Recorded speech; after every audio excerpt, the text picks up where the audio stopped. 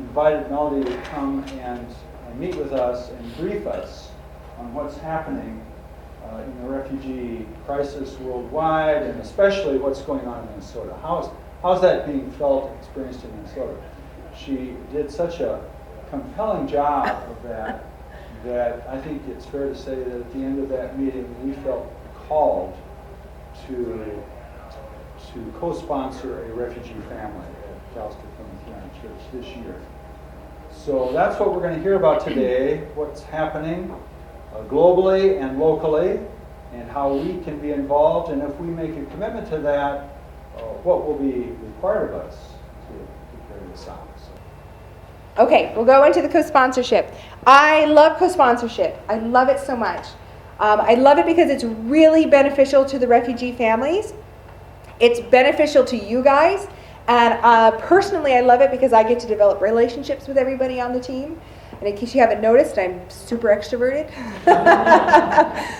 My poor husband is like the biggest introvert I've ever met. And he's just like, your social needs are so exhausting. So the co-sponsorship helps meet my needs too. So refugees definitely need community support. The families I see matched with co-sponsorships are so much more successful, and their lives transform very quickly. At the end of the 90 days, they're at a totally different spot than those who don't have a co-sponsorship. They feel far less isolated, and they feel safer when they know that they have these friends who are there, who have their back. They learn their neighborhood, and they learn English more quickly. They have American friends. That's really important for them to feel connected here, is to have American friends. They have a sustained hope and swifter progress towards self-sufficiency. Their dignity is restored. That's really important. Everything that they have experienced, even through resettlement, has just destroyed their dignity. And I can tell you that they're having to tell their story over and over and over and over again. And the people receiving their stories generally have to be very clinical and very non-reactionary to their stories. So even though their stories a lot of times are very traumatic and very personal, to tell it to somebody who is not affected by that is degrading. And so their dignity has just been just slash throughout the whole process of becoming a refugee. Co-sponsorship really helps restore that dignity. It helps them realize their own value again. To see, I am worth these people's time. I'm worth these people's sacrifice of investing into my life. And I can have this good life here. And it's not going to be more of the same. It's not going to be more limbo. It's not going to be more struggle. There will be struggle, but I have people with me. And their hope grows. Generally, we see the first generation, it's tough. I mean, I think this is probably across the board for most immigrants. The first generation is pretty tough. Second generation is getting stronger and more established. Then the third generation can't even speak the native language to grandma and grandpa anymore. But it's really important to have those seeds of hope grow for the refugee families. They come here with hope. Refugees are incredibly resilient. To have survived everything they've survived in fleeing their homes and decades in camps and being resettled here into poverty and having to learn a new language. I mean, some at 70 years old arrive and have to learn a new language, have to survive doctor's appointments and public assistance appointments, and being so isolated. The camp is one positive side of the camp is that it's very appropriate to their culture. Everyone's together. There's a lot of community there. Here, we're so independent, and everything is so isolated here that it's really difficult. It's really difficult emotionally and mentally for refugees sometimes to be that isolated. So a co-sponsorship breaks that isolation, lets them know they have people here, and that they can have hope, and that hope just grows. So the benefits to you guys, it is really a transformational relational ministry opportunity. I was thinking just the other day how hospitality is such an overlooked ministry in the church. A lot of times when I was growing up, where I grew up and how I grew up in a Baptist church, it was delegated strictly to the women. We made pies and casseroles and things.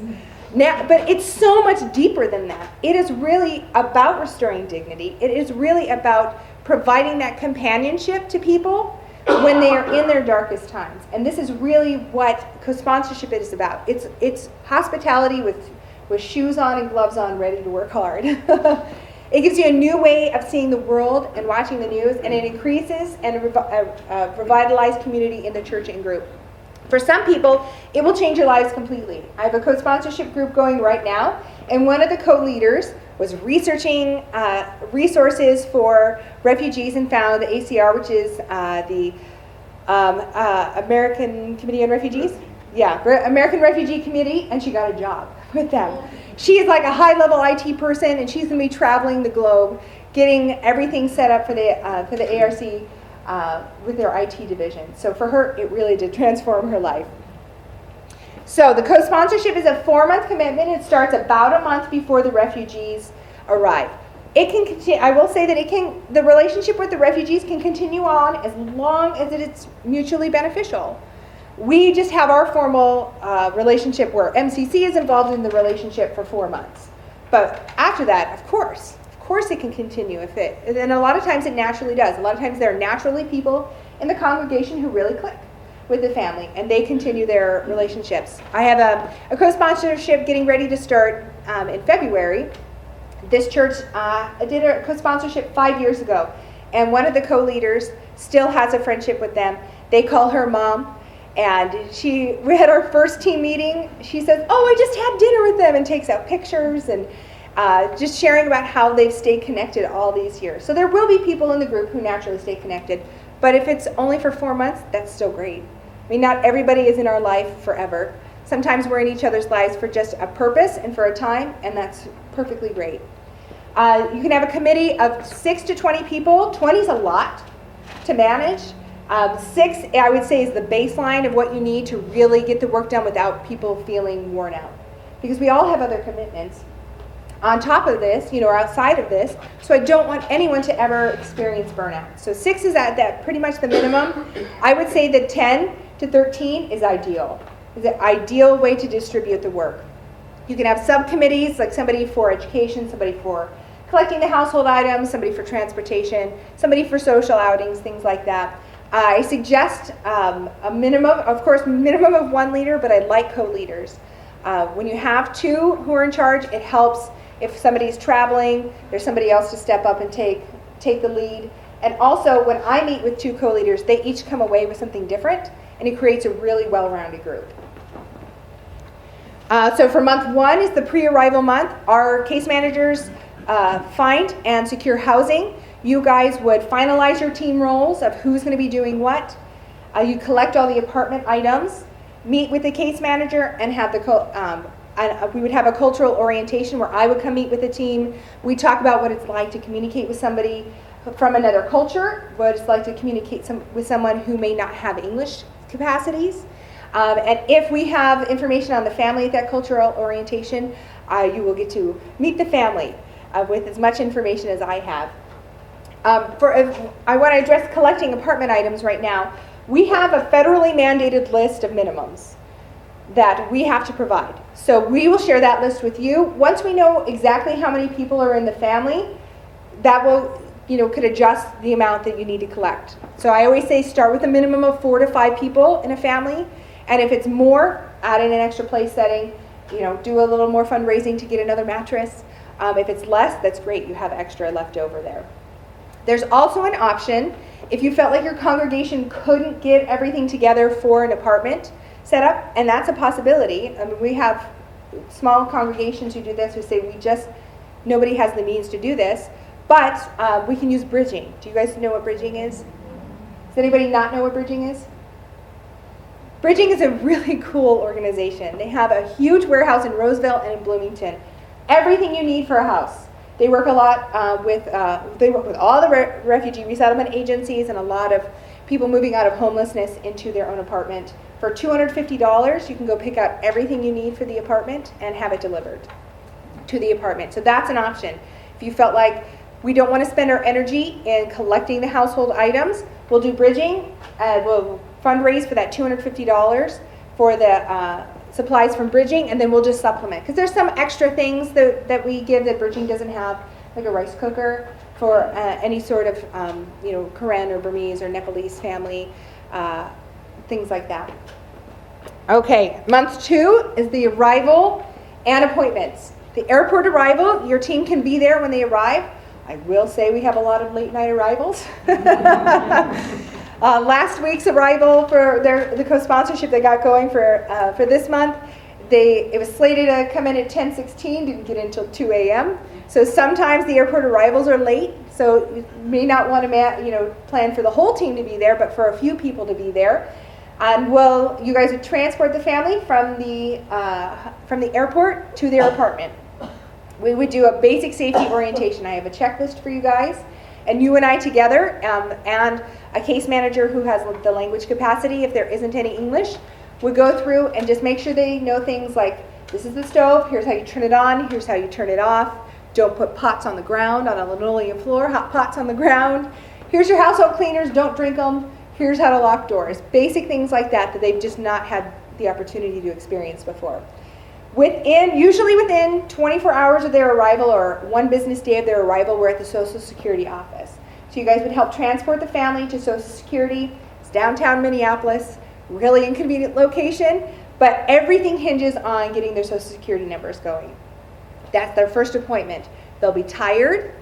They will be confused, not knowing what's going on. They've not had to do so much paperwork and running around in a big city before. It is really important that our teams just say, we love you, we're here for you, let's go together, and I won't leave you alone. If there and I want to say any government agency that we are required to take them to an appointment, the government is required to provide a translator. So there's not ever going to be a problem with communicating during appointments. The next appointment is their intake at MCC. That's usually 4 days or so after their arrival. We give them time to rest because they're tired after a very long journey, and the shock of the cold exhausts them pretty much. Then we get going with their county appointments for their county benefits. Any kids have to be enrolled in schools within 30 days. And Jumpstart. Jumpstart is our 3-week cultural orientation at our office. Anyone who is resettled into the Minneapolis area, Minneapolis, Fridley, Columbia Heights area, their Jumpstart is at our office at 122 West Franklin. Anybody who's resettled in St. Paul, East St. Paul area, goes to District 6 on Front Street. So we have 2 different Jumpstarts. The first day of Jumpstart is their bus class. Someone from Minneapolis or from the Twin Cities Public Transportation comes and explains things. It's translated. They're given their routes and sent out. And they're expected to ride the bus every single day to class from that point on and to continue to practice riding the bus. That's a really great opportunity for somebody from the team to stay with them and help them learn the bus and then continue to expand it during the following months. Month 3 is all about exploring and teaching. There's a lot to learn about life in America and life in the cold. Everyone coming here is from a hot climate, so they don't understand the dangers of not dressing warmly enough. They don't understand how to manage all that stuff, because it takes a lot to manage the boots and the gloves and the hats and the jackets and the snow pants and the backpacks and everything else that goes along with it. So bus training can continue in month 3, finding the library. As soon as they're done with their Jumpstart class, we can get them going in ESL and ELL. We have lots of different locations to suggest that you can talk with the family about of where they want to get signed up, what location they want to use. WIC, which is Women, Infant, and Children. It's a government program that provides very nutritious foods for pregnant nursing women and children ages 5 and under. Finding stores, exploring to find different stores. The job search starts to begin, and plan some fun outings. Anything you like to do, invite them along, especially soccer. If anybody is involved in anything soccer, invite them to soccer. All refugees love soccer. It's played in camps everywhere. It's such a popular sport outside the United States. They would probably love hockey. Going to see any sort of sporting event. If you're having a cookout at your house, invite them to come to the cookout. If you're going to something at the library, invite them along. Not everything has to be the heavy appointments and the heavy training. It can be just fun as well. Just as long as they know that their life isn't all hard. A lot of times when our case managers come knock on the door, it's for a heavy appointment, where they're going to have to do a lot of thinking and a lot of paper managing. So it's great when volunteers knock on the door and they know, hey, this is where my real life is. This is where I really start to live. All right, and the month 4, the final month of the co-sponsorship commitment, is we really focus on independence. That they get more help in developing skills for living here, skills like purchasing a money order and mailing it in for rent, applying for energy assistance or for public housing if it turns out that there's something going on where they can't work right away. The job search continues if they don't have a job. They continue to develop their English skills. And this can be done in any way. It could just be going on walks and talking about what you see around you. It can be bringing games over and playing games. Jenga is a favorite of a lot of people's. It's very fun. Legos, most refugee adults have never seen things like Legos. So, or paints or art things, anything that is new, that is fun, is a great way to practice English and a great way to develop community and to develop those relationships. You can go on more relationship building outings and learn from them. They will love to have you over to cook for them, or for them to cook for you rather. Trying their food, teaching you how to make their food, teaching you about their culture. They love to be able to give back. And then we'll have a closing ceremony. I have a co-sponsorship finishing up this week, and we're going to, and they don't all have to be big. This one is particularly big. But we're going to Eagle's Nest. I think it's at Woodbury. And so there's going to be kind of a party there. The co-sponsorship has a lot of kids in the refugee family. So it'll be a fun outing. And it just formally ends the formal relationship of MCC being involved in everything. And then from that point on, you guys are free to continue the relationship as it is mutually beneficial. So how it works with the team at MCC, it's not all on you guys. I want you to know that it's not, we're saying, here you go, here's the workload, figure it out. It's not like that at all. We are linked arm in arm, working together to reach all of our goals. So if there's an appointment, you guys, there's nobody available on your team to make that appointment, we will do that one. If there's something that doesn't get donated that we're required to provide, we will provide it. So we're really working together. I'll have weekly check-ins with the team leader or leaders. The case manager will frequently be in on those phone calls. It's usually a 15-minute phone call to touch bases, saying, how did everything go this week? Here's some appointments for the next week. Here are some goals of things to be looking at. There'll be time to ask for questions, to ask questions about would they like this or would they like that, or can we do this? Things along those lines. We'll have monthly team meetings. These are fun. I really like these. A lot of teams do a potluck. And we just kind of come together and talk about everything we've done throughout the month. I love seeing how most co-sponsors, their faces light up when they're talking about their interactions with the family. And you can see the genuine affection and connection with the family as they're having those meetings, as we have those meetings. I'm available for communication. I'm part-time, so I'm not always at the office, but we do have other team members. You'd be given the kind of the list here of if I'm not there, call this person. If they're not there, call this person. We'll all have information about the family and about the co-sponsorship. We'll provide support in training and in translation. And we, like I said, we work side by side together to reach all of our goals. So the next steps from this point would be to assemble your team. So anybody who wants to be involved, you sign up on the list. You'll have kind of a team meeting where people will decide who wants to do what. If somebody wants to head a transportation committee or different committees, you kind of assign that. I would meet with the co-leaders up to 3 months ahead of start time. I think you guys are looking at, was it May? April or May? April for the co-sponsorship, which is a great start time.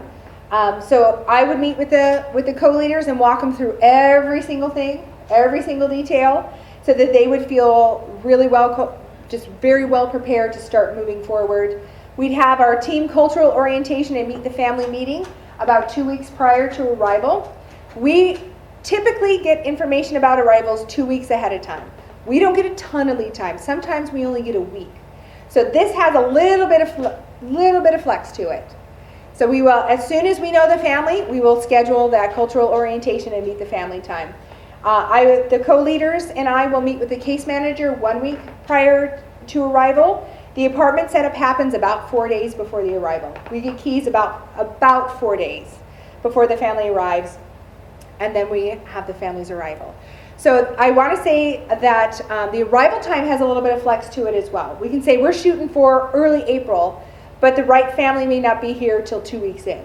So there's a little bit of flex in that start time, and we do our best with what's given to us, but we are never told really ahead of time that, oh, here's a family that's perfect for a co-sponsorship, until we actually see them booked and know who the family